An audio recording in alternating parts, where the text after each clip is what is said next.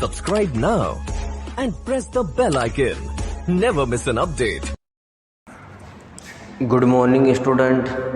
आज आपका बहुत बहुत हार्दिक स्वागत है हमारे चैनल आर.के. शर्मा के ऊपर।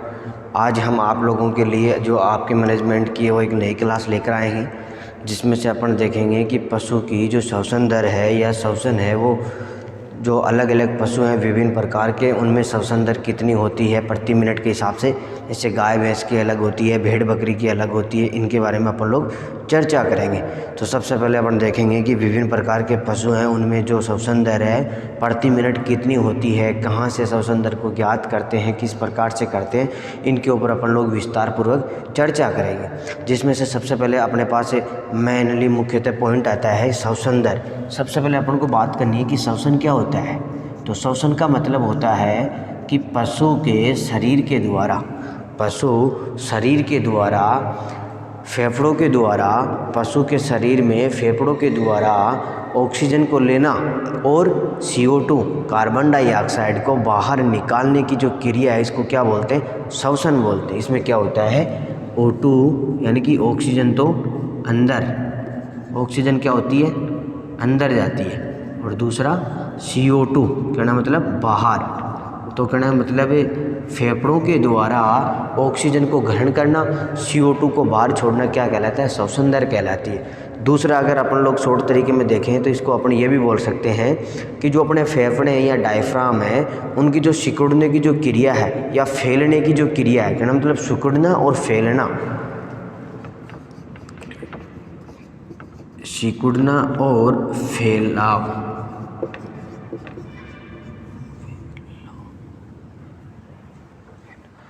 कहना मतलब डायफ्राम या फेफड़े हैं, उनकी जो सिकुड़ना या फैलने की जो क्रिया है, उसको अपन क्या बोल सकते हैं? श्वसन दर बोल सकते हैं। कहना मतलब फैलने का मतलब जब उनके अंदर ऑक्सीजन जाएगी तो वो आकार में बड़े हो जाएंगे, फैल जाएंगे।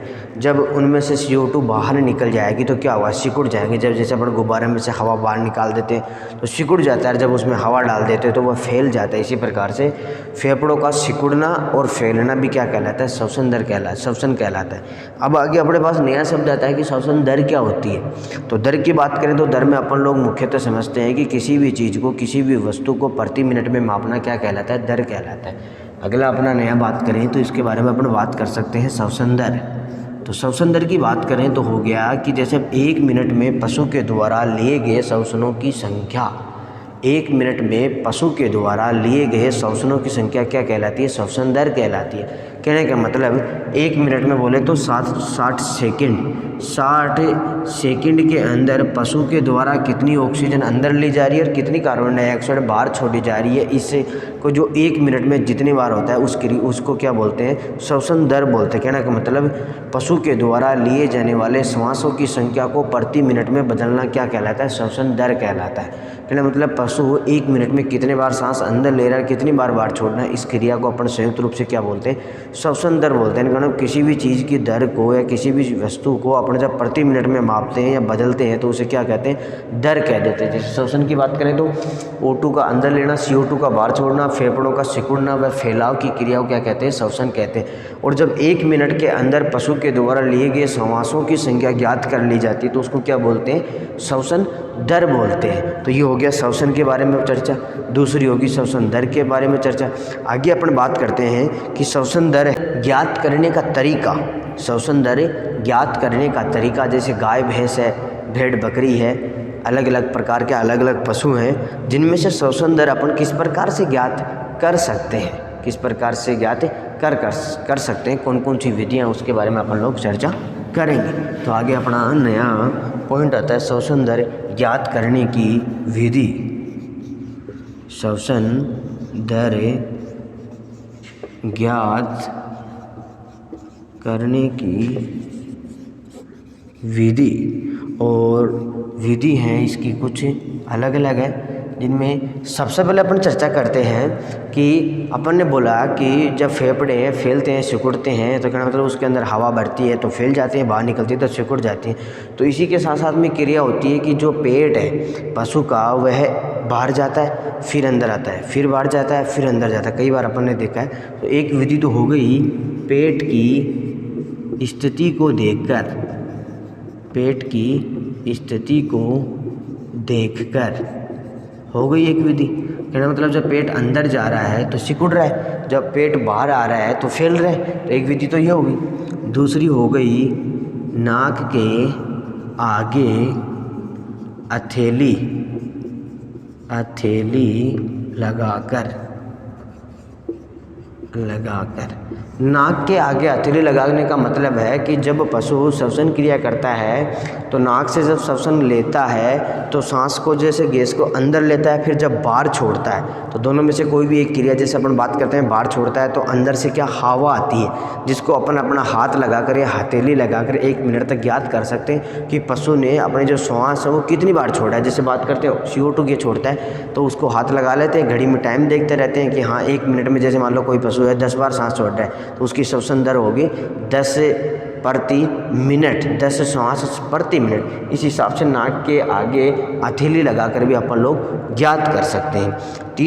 दूसरी अपनी आगे से विधि आती है, आगे अपनी इसके बाद में नई विधि आती है पसलियों की गति देखकर। पसलियों की गति देखकर कहना मतलब जो रिब्स होती हैं, अपनी पसलियाँ होती हैं, रिब्स होती हैं, उनकी गतियाँ देखकर। उनका भी क्या होता है, जब श्वसन क्रिया लेते हैं तो उनका जो फैलाव है, सिकुड़ना, और वही जो श्वसन वो जैसे फेफड़ों के अंदर होता है, जब हवा अंदर जाती है तो फैल जाते हैं, बाहर आती है तो सिकुड़ जाती है। उसी प्रकार से पसलियाँ भी क्या करती हैं, गति करती हैं। इस प्रकार से कहना मतलब जब अंदर आती हैं बाहर जाती है तो 1 मिनट की अपन लोग क्या कर लेते हैं, ज्ञात कर लेते हैं, देख लेते हैं कि पशु की पसलियाँ एक बार बाहर कितनी बार आ रही है। जैसे मान लो कोई पशु की 20 बार आ रही है तो उसकी क्या होगी, 20 पसलियाँ जब बाहर आ रही है तो कहना मतलब इसकी जो श्वसन दर है, सांस लेने की जो गति है वो कितनी है, 20 प्रति मिनट। लास्ट अपनी 4 नंबर की जो विधि आती है वो आती है स्टेटोस्कोप के द्वारा।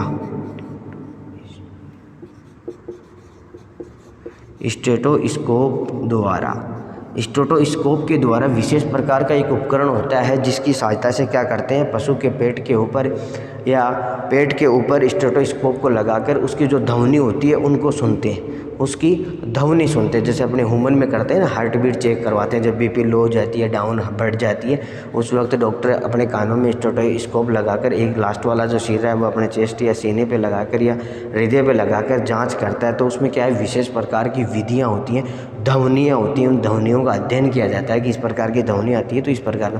तो क्या मतलब उसके अंदर जो ध्वनि आती है उन ध्वनियों को प्रति मिनट ज्ञात करके भी अपन लोग क्या कर सकते हैं, श्वसन दर को ज्ञात कर सकते हैं। तो ये अपनी होगी श्वसन दर ज्ञात करने की 4 विधियाँ। कौन कौन सी होगी, पेट के आकार को देखकर, दूसरी हो गई अपनी नाक के आगे हथेली लगाकर, तीसरी हो गई पसलियों की गति देखकर, और 4 नंबर पे होगी स्टेटोस्कोप के द्वारा।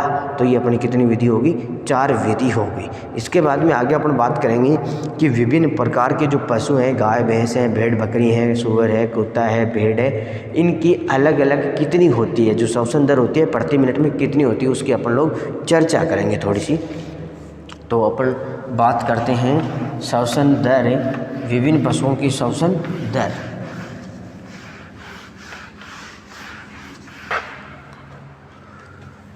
ये इधर तो अपन कर लेते हैं क्रम संख्या, पशु का नाम, आगे अपन कर लेते हैं श्वसन दर, और ये हो गई प्रति मिनट की अपन लोग बात करते हैं। सबसे पहले अपन स्टार्टिंग में सबसे पहले बात करेंगे गाय की। तो अपने गाय की जो श्वसन दर होती है वह होती है 25 से 40 प्रति मिनट, 25 से 40 प्रति मिनट। आगे अपने 2 नंबर पे बात करते हैं भैंस की, और भैंस की है 30 से 40। इसके बाद में अपन बात करते हैं 3 नंबर पे भेड़ की, और भेड़ की श्वसन दर है 12 से 15।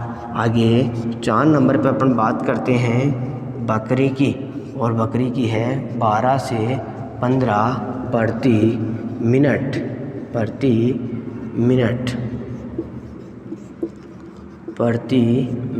कहना मतलब प्रति मिनट की बात हो रही है यहाँ पे।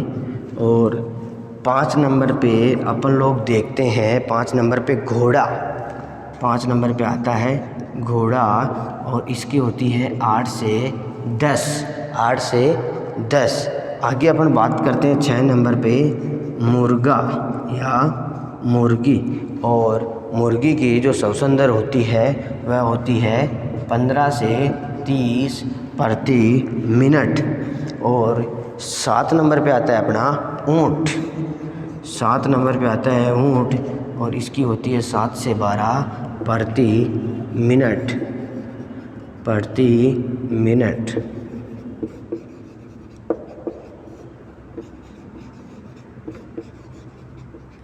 तो कहने का मतलब अपन लोगों ने देखा कि विभिन्न प्रकार के जो पशु हैं उनकी श्वसन दर कितनी होती है। सबसे पहले बात करते हैं गाय की। गाय की श्वसन दर होती है 25 से 40 प्रति मिनट।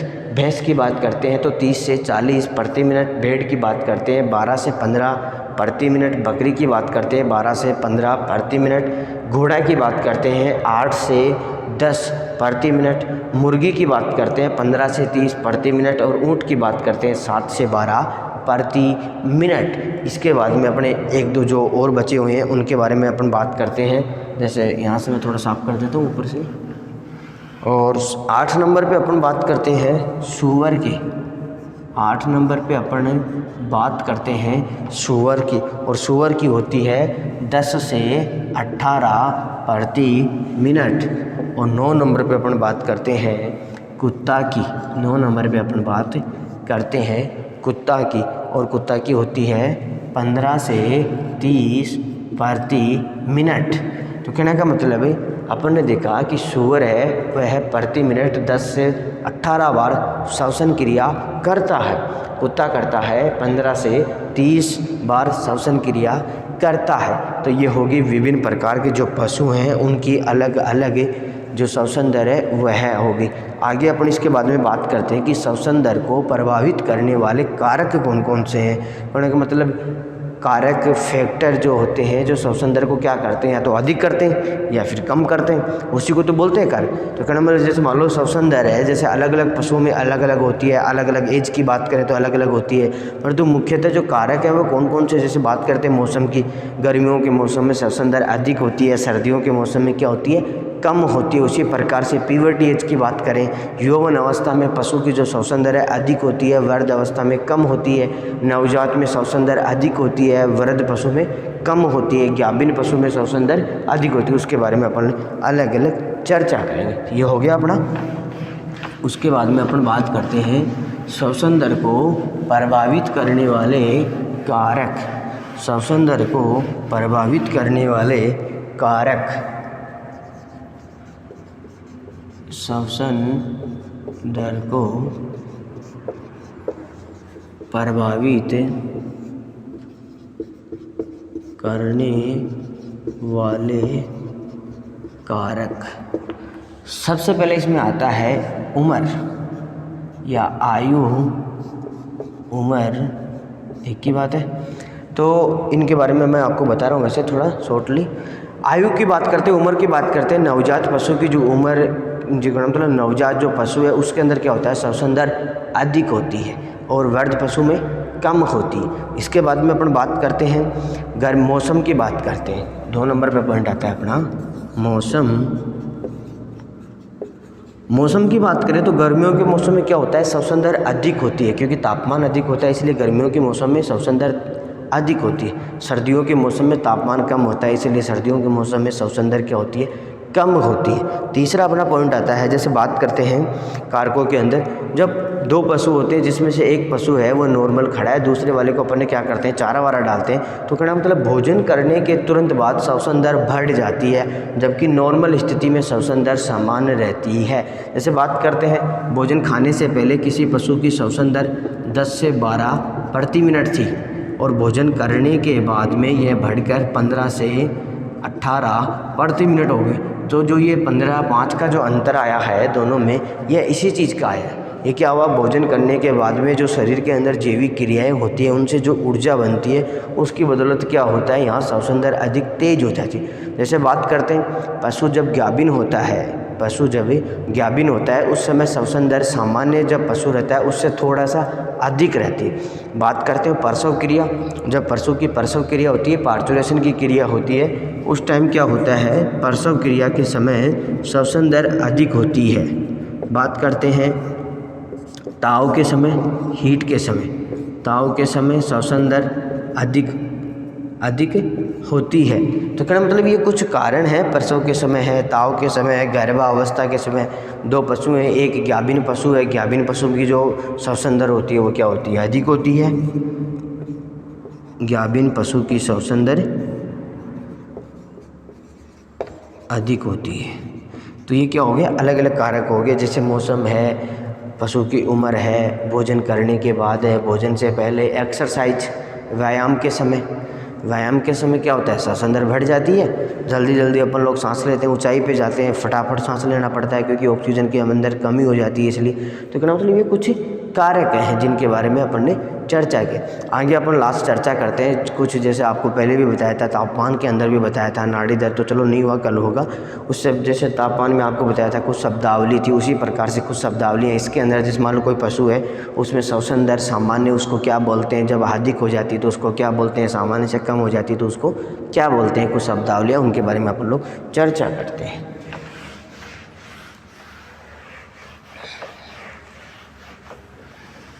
श्वसन दर से संबंधित शब्दावली, श्वसन दर से संबंधित शब्दावली, और इनमें सबसे पहले अपना आता है यूपोनिया। यूपोनिया। तो अब अपन बात करते हैं कि यूपोनिया क्या होता है। तो यूपोनिया होता है जब पशु में नॉर्मली सामान्य अवस्था के अंदर जो श्वसन क्रिया होती है उसको क्या बोलते हैं, यूपोनिया। जब पशु में सामान्य नॉर्मल अवस्था के ऊपर जो श्वसन क्रिया होती है उसको क्या बोलते हैं, यूपोनिया। कहना मतलब इसमें मैं लिख सकता हूँ सामान्य श्वसन क्रिया। श्वसन क्रिया नॉर्मली हुई तो उसको अपन ने क्या बोल दिया, सामान्य श्वसन क्रिया। अब मान लो जैसे बात करते हैं, नया शब्द आता है डिस्पीनिया। डिस्पोनिया। डिस्पोनिया का मतलब हो गया कठिनाई युक्त, कठिनाई युक्त श्वास। कहने का मतलब पशु को श्वसन क्रिया करते समय कुछ दिक्कत आ रही है, अच्छी तरीके से, सही तरीके से, नॉर्मल तरीके से जब श्वसन क्रिया नहीं होती है तो उसको बोलते हैं डिस्पोनिया, कठिनाई युक्त श्वसन। कहना मतलब पशु को अच्छी सही तरीके से, नॉर्मल तरीके से श्वसन क्रिया नहीं हो पा रही है तो इस क्रिया को बोलते हैं डिस्पोनिया। इसके बाद में अपना नया शब्द आता है ओपोनिया।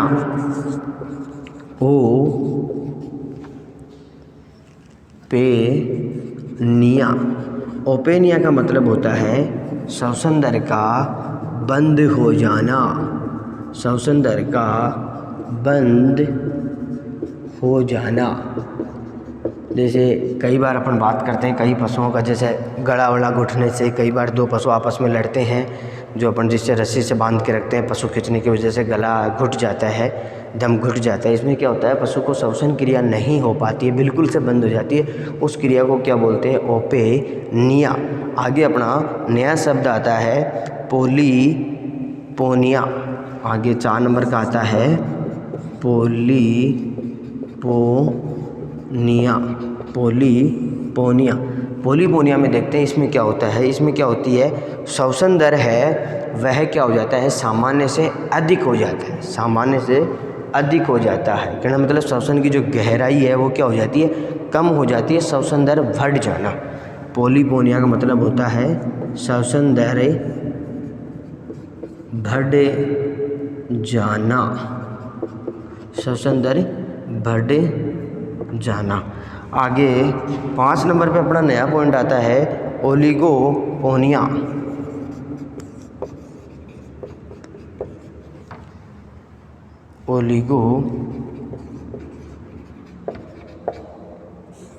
ओलिगोपोनिया। और ओलिगोपोनिया का मतलब होता है श्वसन दर का सामान्य से कम हो जाना। श्वसन दर का सामान्य से कम हो जाना। जैसे अपन ने तापमान में देखा था बर्डीकार्डियो है, टर्कीकार्डियो है। बर्डी में देखा था कि तापमान सामान्य से कम हो जाता है, टर्कीकार्डियो में सामान्य से तापमान क्या हो जाता है, बढ़ जाता है। इस प्रकार से अलग अलग देखा था ना। उसी प्रकार से ओलिगोपोनिया का मतलब होता है श्वसन दर का कम हो जाना।